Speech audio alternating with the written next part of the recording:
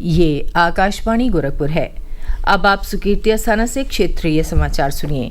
मुख्यमंत्री योगी आदित्यनाथ आज लखनऊ स्थित सेंट्रल कमांड कैंट के सूर्या सभागार में कारगिल विजय दिवस की 25वीं वर्षगांठ पर आयोजित रजत जयंती समारोह में शामिल हुए। इस दौरान उन्होंने कारगिल विजय दिवस की बधाई देते हुए कहा कि कारगिल युद्ध भारत पर थोपा गया था।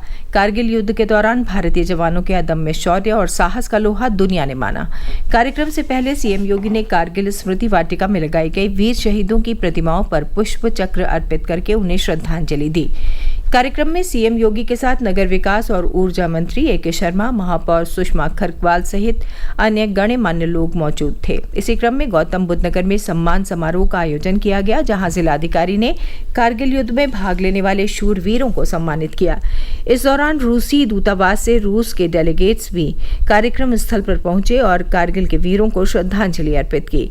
उधर मथुरा में जिला सैनिक कल्याण एवं पुनर्वास कार्यालय पर अमर शहीद जवानों को याद किया गया। इसी तरह अयोध्या, गोरखपुर, लखीमपुर खीरी, कौशाम्बी, मैनपुरी, उन्नाव, हापुड़ और मेरठ में भी देश के वीर सैनिकों को याद किया गया। सरकार ने 31 मार्च 2027 तक देश भर में 25,000 प्रधानमंत्री भारतीय जन औषधि केंद्र खोलने का लक्ष्य रखा है। रसायन और उर्वरक राज्य मंत्री अनुप्रिया पटेल ने आज लोकसभा में एक लिखित उत्तर में कहा कि पिछले महीने जून तक देश भर में प्राथमिक कृषि ऋण समितियों में 547 प्रधानमंत्री भारतीय जन औषधि केंद्र खोले गए हैं। सुश्री पटेल ने कहा कि प्रधानमंत्री भारतीय जन औषधि परियोजना के अंतर्गत 2047 दवाओं और 3000 सर्जिकल और चिकित्सा उपभोग्य सामग्रियों को उपलब्ध कराया जा रहा है। देश में सिकल सेल बीमारी को खत्म करने के लिए सरकार ने अगले 1 साल तक 0 से 40 साल की उम्र के 7 करोड़ लोगों की जांच करने का लक्ष्य रखा है। ये बात स्वास्थ्य एवं परिवार कल्याण राज्य मंत्री प्रताप राव जाधव ने आज राज्यसभा में एक लिखित उत्तर में कही। उन्होंने कहा कि केंद्रीय मंत्रालयों और राज्य सरकारों के सहयोगात्मक प्रयासों के माध्यम से आदिवासी क्षेत्रों के प्रभावित 278 जिलों में 2025-26 तक 7 करोड़ लोगों की लक्षित स्क्रीनिंग की जाएगी और परामर्श दिया जाएगा।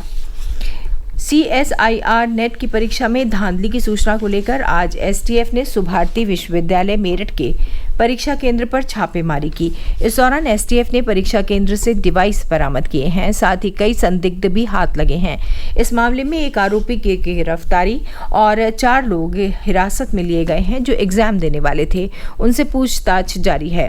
अपर पुलिस महानिदेशक कानून और व्यवस्था एसटीएफ यूपी अमिताभ यश ने बताया कि एक गोपनीय सूचना के आधार पर कार्रवाई की गई। इसमें परीक्षा लैब के सर्वर रूम से लोकल एरिया नेटवर्क के जरिए एक्स्ट्रा एडमिन कंप्यूटर मिला और सर्वर रूम में 2 लैपटॉप मिले, जिसमें AnyDesk remote access tool देखा गया है। इसके अलावा एक कर्मचारी से परीक्षा कराने वाला मोबाइल मिला है। विधिक कार्रवाई जारी है। वर्ष 2018 में भाजपा के तत्कालीन अध्यक्ष अमित शाह पर अमर्यादित टिप्पणी के मामले में आज कांग्रेस नेता राहुल गांधी सुल्तानपुर की एमपी एमएलए कोर्ट में विशेष जज शुभम वर्मा के समक्ष पेश हुए। वादकारी विजय मिश्रा के अधिवक्ता संतोष पांडे ने बताया कि विशेष जज के समक्ष राहुल गांधी ने कहा कि राजनीतिक द्वेष के कारण उन्हें फर्जी मुकदमे में फंसाया जा रहा है। राहुल गांधी के सफाई दिए जाने पर अधिवक्ता संतोष पांडे ने गवाहों को पेश करने की बात कही तो स्पेशल जज ने 12 अगस्त 2024 को मुकदमे की अगली तारीख तय की है। प्रदेश में उत्तम स्वास्थ्य सेवाओं को बढ़ावा देने के लिए लखनऊ स्थित किंग जॉर्ज मेडिकल कॉलेज के जनरल सर्जरी डिपार्टमेंट को नई बिल्डिंग से युक्त करने की प्रक्रिया प्रारंभ हो गई है।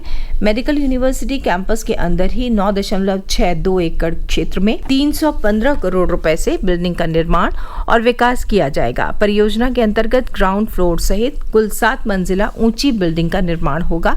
साथ ही advance robotic surgery system, 300 bed युक्त टीचिंग हॉस्पिटल, मॉर्चरी सहित विभिन्न सुविधाओं से लैस किया जाएगा। चंदौली जिले के कंदवा थाना क्षेत्र के बरहनी कस्बे के समीप आज तेज रफ्तार बोलेरो अनियंत्रित होकर पेड़ से टकराकर गड्ढे में पलट गई। हादसे में बोलेरो वाहन में सवार 3 लोगों की मौत हो गई, वहीं 2 अन्य घायल हो गए। सूचना पाकर मौके पर पहुंची पुलिस ने घायलों को अस्पताल भिजवाने के बाद शवों को अपने कब्जे में ले लिया। पेरिस ओलंपिक 2024 खेलों की शुरुआत आज से होगी। ओलंपिक खेलों के उद्घाटन समारोह का आयोजन पेरिस में सीन नदी के किनारे भारतीय समय के हिसाब से रात 11 बजे से होगा। भारत की ओर से शरद कमल और पीवी सिंधु परेड में ध्वजवाहक के रूप में देश का प्रतिनिधित्व करेंगे। पीवी सिंधु बैडमिंटन में 2 बार की ओलंपिक पदक विजेता हैं। भारतीय खिलाड़ी पारंपरिक पोशाक पहनकर परेड में हिस्सा लेंगे। इसके साथ ही क्षेत्रीय समाचारों का ये बुलेटिन समाप्त हुआ। नमस्कार।